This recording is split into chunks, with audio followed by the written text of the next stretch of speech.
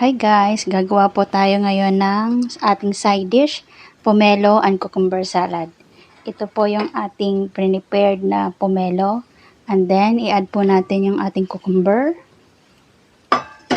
Tapos yung ating red onion. Yan po. And then yung ating sauce.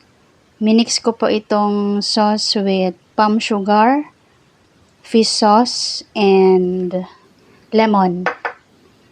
And then, saka po natin siya imimix. Ayan po.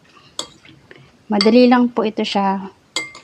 Bagay po ito sa mga prito.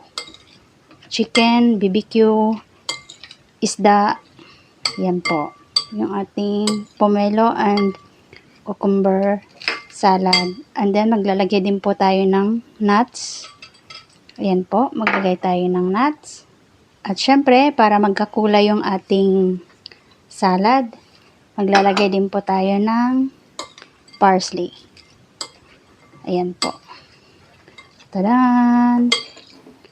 Ito na po yung ating pomelo and cucumber salad. I-try nyo na po.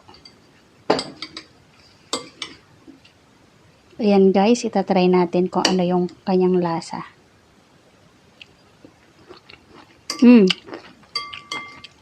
Masarap po. Bagay ito sa mga prito. Madali lang siyang gawin. Pwede nyo na po itong gayahin. Maraming salamat po.